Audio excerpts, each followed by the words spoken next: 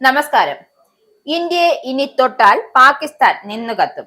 അക്കാര്യത്തിൽ ഇനി ഒരു സംശയത്തിന്റെ ആനുകൂല്യവും വേണ്ട. യുദ്ധം പുറപ്പെട്ടാൽ, അതായത് യുദ്ധം പൊട്ടിപ്പുറപ്പെട്ടാൽ പാകിസ്ഥാന്റെ പടിഞ്ഞാറൻ അതിർത്തികളിൽ അപ്പാച്ചെ തീ പടർത്തും. പാകിസ്ഥാന്റെ കരയിലൂടെയുള്ള ആക്രമണത്തിൽ മുൻനിരയിൽ ഉണ്ടാകാവുന്ന ടാങ്കുകളെ തകർക്കുന്ന മിസൈൽ പായിക്കാൻ കഴിവുള്ള അപ്പാച്ചെ AH-64 ഈ ഇന്ത്യയുടെ യുദ്ധമൂർച്ച കൂട്ടും. 2020 യുഎസിന് നൽകിയ 6 അപ്പാച്ചെ യുദ്ധ ഹെലികോപ്റ്ററുകളുടെ ഓർഡറിൽ 3 ഇന്ത്യയിൽ എത്തിയിട്ടുള്ളൂ. അവശേഷിക്കുന്ന 3 അപ്പാച്ചെകൾ ഡിസംബർ അവസാനിക്കുന്നതിന് മുമ്പ് എത്തിച്ചേരും. അതായത് ഈ വർഷം അവസാനം എത്തിച്ചേരുമെന്നത്. പറക്കും ടാങ്ക് എന്നറിയപ്പെടുന്ന യുദ്ധ ഹെലികോപ്റ്ററാണിത്. അമേരിക്കയുടെ AH-64E ഇതിൽ ഘടിപ്പിച്ചിട്ടുള്ള ഹെൽഫയർ AGM-114 റോമിയോ എന്നീ മിസൈലുകൾ പാഞ്ഞു ചെന്ന് പാകിസ്ഥാന്റെ ടാങ്കുകളെ തകർക്കാൻ സാധിക്കും. അതായത് പാക് കരയുദ്ധത്തിന്റെ മുൻനിരയെ ഞൊടിയിടയിൽ ഇല്ലാതാക്കാൻ കഴിയുമെന്ന്. ആളില്ലാതെ പറക്കുന്ന ആകാശ വാഹനങ്ങളായ ഡ്രോണുകൾ, ലോയിറ്ററിംഗ് മ്യൂണിഷൻ എന്നിവയുമായി ചേർന്ന് പ്രവർത്തിക്കാൻ കഴിവും ആധുനിക യുദ്ധതന്ത്രവും മെനയുന്നതിൽ അപ്പാച്ചെ വിലമതിക്കാനാകാത്ത ആയുധമായി മാറ്റുന്നു. അതിനാൽ ഇന്ത്യയുടെ ഡ്രോൺ ആക്രമണങ്ങൾക്ക് കരുത്തേകാൻ അപ്പാച്ചെക്ക് സാധിക്കും. വാർത്താവിനിമയത്തിനുള്ള അപ്പാച്ചെയുടെ കഴിവ് ആരെയും അതിശയിപ്പിക്കും. ഭൂമിയിൽ നിലകൊള്ളുന്ന കരസൈനികയുമായി മറ്റ് യുദ്ധ കേന്ദ്രങ്ങളുമായി ഇടമുറിയാതെ വിവരങ്ങൾ കൈമാറാൻ അപ്പാച്ചെക്ക് കഴിയുമെന്നത് എല്ലാവരെയും സംയോജിപ്പിച്ച് ശത്രുവിനെതിരെ മുന്നേറ്റം നടത്താൻ സഹായകരമാകും. ചെയിൻ ഗണ്ണിന് 1200 റൗണ്ട് വെടിവെക്കാൻ സാധിക്കും. വേഗതയാണ് അപ്പാച്ചെ യുദ്ധ ഹെലികോപ്റ്ററുകളുടെ മറ്റൊരു ആകർഷകത്വം.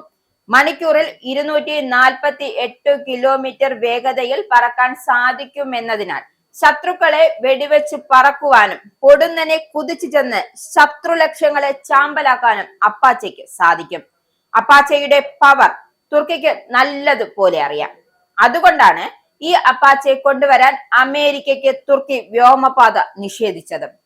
ഇന്ത്യക്ക് നൽകാനുള്ള ബാക്കി 3 അപ്പാച്ചെകളും കൊണ്ട് അമേരിക്കയുടെ കാർഗോ വിമാനം യാത്ര പുറപ്പെട്ടു എങ്കിലും പൊടുന്നനെ തുർക്കി അവരുടെ വ്യോമപാത നിഷേധിക്കുകയായിരുന്നു. ഇന്ത്യയുമായി സ്വരച്ചേർച്ച ഇല്ലായ്മ ഉള്ളതിനാൽ ഇന്ത്യക്കുള്ള യുദ്ധ ഹെലികോപ്റ്റർ തുർക്കിയിലൂടെ കൊണ്ടുപോകേണ്ട എന്ന് വിധിക്കുകയായിരുന്നു. ഇതോടെ ഈ 3 അപ്പാച്ചെയുമായി കാർഗോ വിമാനം യുഎസിലേക്ക് മടങ്ങി. ഇനി മറ്റൊരു റൂട്ട് തീരുമാനിച്ച് ഈ ഡിസംബർ അവസാനിക്കുന്നതിന് മുമ്പേ ഇന്ത്യയിൽ ഇത് എത്തിക്കാനാണ് അമേരിക്കയുടെ പദ്ധതി. ഇവ 6 കിട്ടിക്കഴിഞ്ഞാൽ ഈ യുദ്ധ ഹെലികോപ്റ്ററുകളെല്ലാം ജോധ്പൂരിൽ വിന്യസിക്കാനാണ് പദ്ധതി.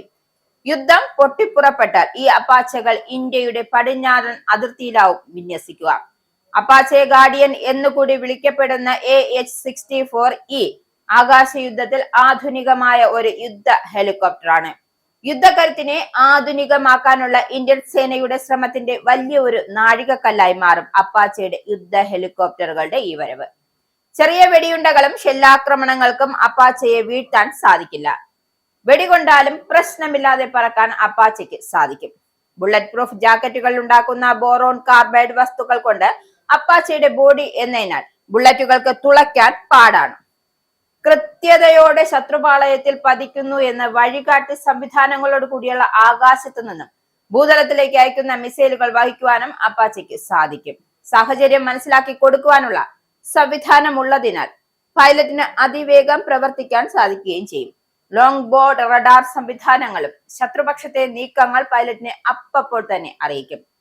ശത്രുവിന് നേരെ ശക്തമായി വെടി ഉതിർക്കുന്നതിലും ശത്രുവിൽ നിന്നുമുള്ള ആക്രമണത്തെ അതിജീവിക്കുന്നതിലും സംയോജിത ശൃംഖല ആക്രമണ ദൗത്യങ്ങളിലും മികവാർന്ന പ്രകടനം പുറത്തെടുക്കുന്ന യുദ്ധവിമാനമാണ് അപ്പാച്ചെ ഗാർഡിയൻ. ആധുനിക സെന്ററുകൾ, സോഫ്റ്റ്വെയറുകൾ, ആധുനിക ആയുധ സംവിധാനം എന്നിവ ഒരു ബഹുതലത്തിൽ ആക്രമണത്തിന് പറ്റിയ യുദ്ധവിമാനമാക്കി അപ്പാച്ചെ ഗാർഡിയനെ മാറ്റുന്നു. എന്തായാലും അപ്പാച്ച് എന്ന് എത്തുന്നതോടെ പാകിസ്ഥാൻ ഒന്ന് കരുതിയിരിക്കുന്നത് നല്ലതാണ്. ചുട്ടരിക്കുമെന്ന് പറഞ്ഞാൽ ഇന്ത്യ ചുട്ടരിച്ചിരിക്കും.